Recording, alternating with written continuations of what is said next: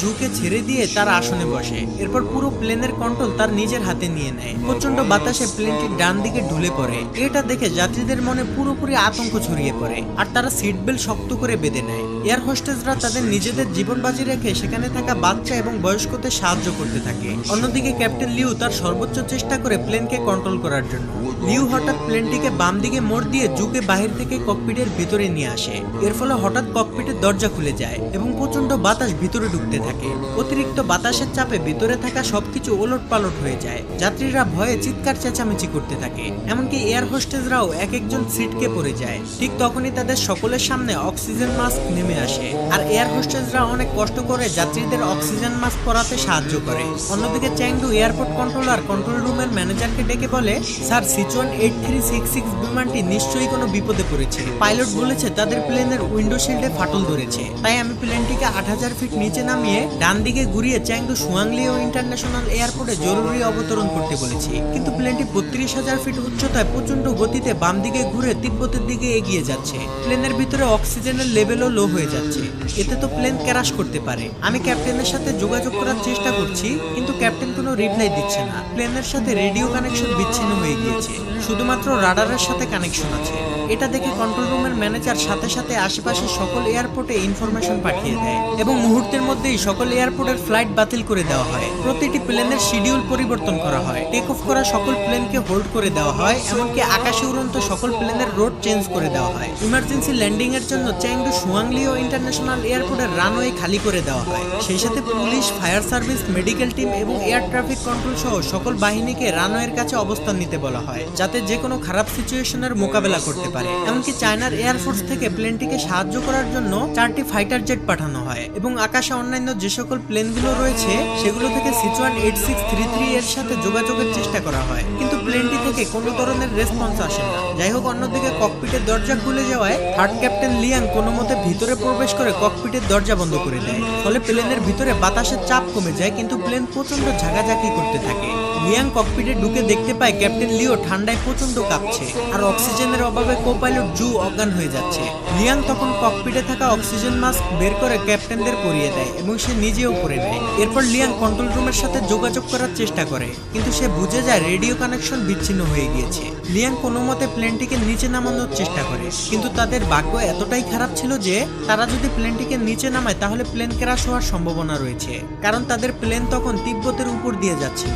আর আমরা সকলেই জানি তিব্বতে মাউন্ট এভারেস্ট সহ ছোট বড় অনেক হিমালয় রয়েছে, যেখানে কোনো প্লেনকে সর্বোচ্চ 32 থেকে 34,000 ফিট উপর দিয়ে ফ্লাই করতে হয়। এদিকে প্লেনের ভিতরে অক্সিজেন ফুরিয়ে যেতে থাকে, তাই পর্যাপ্ত অক্সিজেন পেতে হলে প্লেনটিকে আরো 3000 ফিট নিচে নামাতে হবে, কিন্তু হিমালয়ের জন্য সেটা সম্ভব ছিল না। এছাড়া সামনে বিশাল ঝড়ের কারণে কিছুই দেখা যাবে না। এটা যেন ক্যাপ্টেনদের কাছে সুইসাইড করার মতো। একদিকে অক্সিজেনের ঘাটতি, অন্যদিকে প্লেন ক্র্যাশের ভয়, তার উপরে আবার আকাশকে ঢেকে রাখা ভয়ানক ঝড়। অন্যদিকে কেবিন ক্রুদের ম্যানেজার নান সকলকে জানিয়ে দেয় তারা ককপিটের প্রেসার হারিয়ে ফেলেছে, তাই সকলকে শক্ত করে সিট বেল্ট পরে থাকার জন্য অনুরোধ করে। এদিকে কন্ট্রোল রুম থেকে প্লেনের সাথে যোগাযোগ করার জন্য চেষ্টা চালিয়ে যেতে থাকে। তারা রেডিওতে বলে প্লেনের সামনে বিশাল হিমালয় রয়েছে আর সেখানে তাদের আরো 3000 ফিট নিচে দিয়ে যেতে হবে, নাহলে পর্যাপ্ত অক্সিজেনের অভাবে তারা মারা যেতে পারে। ক্যাপ্টেন লিউ তার সর্বোচ্চ দিয়ে প্লেনকে কন্ট্রোল করার চেষ্টা করে। সে প্লেনকে যতটা সম্ভব নিচে দিয়ে চালানোর চেষ্টা করে, এমনকি ককপিটে প্রচন্ড বাতাস এবং বরফের টুকরার কারণে সামনে কি আছে সেটা দেখা অসম্ভব হয়ে পড়ে।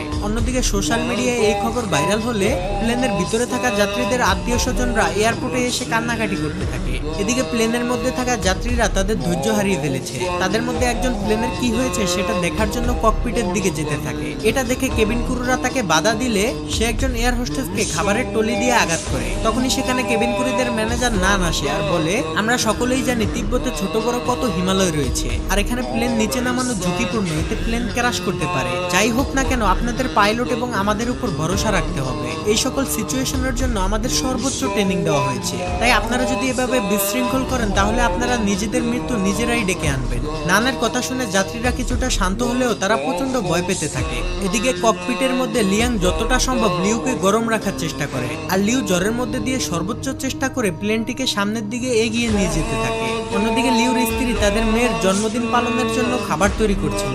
তখনই তাকে কেউ একজন ফোন করে লিউর বিপদের কথা জানায়। ফলে সে আতঙ্কিত না হয়ে তার মেয়েকে সান্ত্বনা দিতে থাকে, কারণ তার অগাধ বিশ্বাস তার স্বামী প্লেনটিকে সঠিকভাবে ল্যান্ড করাতে পারবে। এদিকে লিউ প্লেনের ভিতরে আস্তে আস্তে অজ্ঞান হয়ে যেতে থাকে। সে তার চোখের সামনে দেখে তার স্ত্রী আর মেয়েকে নিয়ে সে একসাথে জন্মদিনের কেক কাটছে, কিন্তু তখনই লিয়াং লিউকে জাগিয়ে দেয়। এরপর লিউ দক্ষতার সাথে ওই কালো মেঘের মধ্যে দিয়ে প্লেন চালিয়ে নিয়ে যেতে থাকে। কন্ট্রোল রুমে থাকা সবাই রাডারে দেখতে পায় প্লেনটি ঝড়ের মধ্যে সব থেকে বিপজ্জনক জায়গা দিয়ে যাচ্ছে, যেখান থেকে বেঁচে ফিরা প্রায় অসম্ভব। তারা সকলে যেন নিস্তেজ হয়ে একটি সিনেমা দেখছে। কন্ট্রোল রুমের ম্যানেজার বলে এখন সবকিছুই পাইলটের হাতে, এমনকি বাইরে যাত্রীদের আত্মীয় স্বজনরাও তাদের জন্য দোয়া করছে। এদিকে প্লেনের ভিতরের পরিস্থিতি আরো খারাপ হয়ে যায়। প্রচন্ড ঝাঁকুনির কারণে প্লেনে থাকা যাত্রীদের ব্যাগগুলো তাদের গায়ের উপরে পড়তে থাকে। ঠিক তখনই প্লেনটি হঠাৎ রাডার থেকে অদৃশ্য হয়ে যায়। এটা দেখে কন্ট্রোল রুমের সবাই হতভম্ব হয়ে যায়। সবাই মনে করে প্লেনটি হয়তো ক্র্যাশ করেছে। সবাই প্রচন্ড ভেঙে পড়ে। কন্ট্রোল রুম থেকে তাদের সাথে যোগাযোগ করার জন্য সর্বোচ্চ চেষ্টা করে, কিন্তু এতে কোনো লাভ হয় না। তারা সকলেই বুঝে যায় প্লেনের ভিতরে হয়তো আর কেউই বেঁচে নেই। কিন্তু না, অলৌকিকভাবে যাত্রীরা তখনও জীবিত ছিল এবং প্লেনটিও চলছিল। ঝড়ের ভিতরে কিছু না দেখতে পেয়ে লিউ মনে করে প্লেন হয়তো পাহাড়ের সাথে ধাক্কা খাবে, তাই সে লিভার টেনে প্লেনটিকে আরো উঁচুতে নিয়ে যায়। এতে প্লেনের ভিতরের ঝাঁকুনি বেড়ে পরিস্থিতি আরো খারাপের দিকে যেতে থাকে।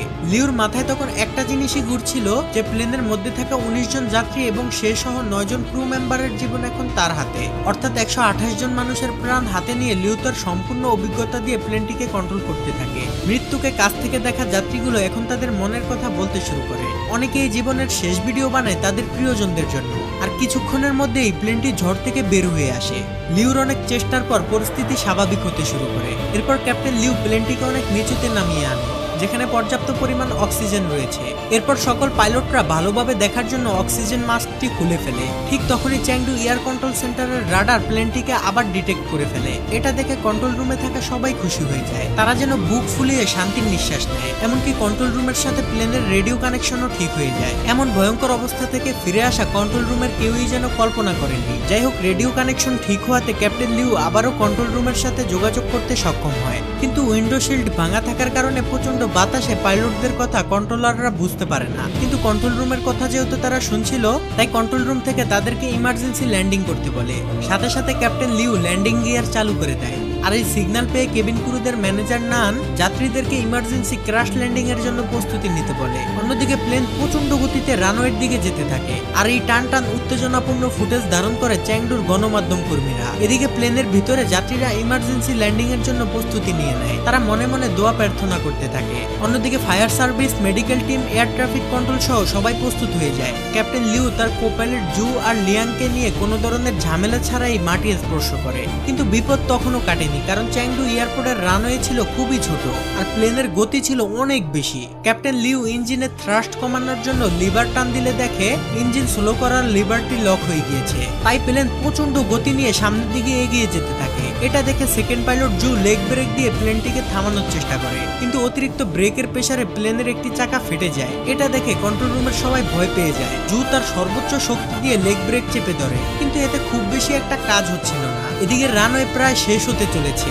তাই ক্যাপ্টেন লিউ, জু আর লিয়াং মিলে তাদের সর্বোচ্চ শক্তি দিয়ে ইঞ্জিন স্লো করার লিভারটি টেনে ধরে। এরপর তারা বহু কষ্টে রানওয়ের একদম শেষ মাথায় গিয়ে প্লেনটিকে থামাতে সক্ষম হয়। এটা দেখে কন্ট্রোল রুমের সবাই খুশি হয়ে যায়। এমন অসম্ভবকে সম্ভব হতে দেখে তাদের চোখে পানি চলে আসে। আর গণমাধ্যম কর্মীরা তো খুশিতে লাফাতে থাকে। এদিকে মৃত্যুর মুখ থেকে ফিরে আসা যাত্রীরা তো খুশিতে কেঁদে ফেলে। তারা চিৎকার করে এই আনন্দ একজন অন্যজনের সাথে ভাগাভাগি করে নেয়। এরপর ক্যাপ্টেন লিউ মাইক নিয়ে সকল যাত্রীদের উদ্দেশ্যে ক্ষমা চায় এবং খুব হৃদয় বিতারক কিছু কথা বলে, যা শুনে যাত্রীরা সহ কেবিন ক্রুদের চোখে পানি চলে আসে। সেখানে মেডিকেল টিম সহ সকল বাহিনীরা চলে আসলে প্লেনের গেট খুলে দেওয়া হয়। এরপর যাত্রীরা এক এক করে বাইরে আসতে থাকে। কেবিন ক্রুরাও এমন ভয়ঙ্কর সিচুয়েশনের জন্য যাত্রীদের কাছে ক্ষমা চায়।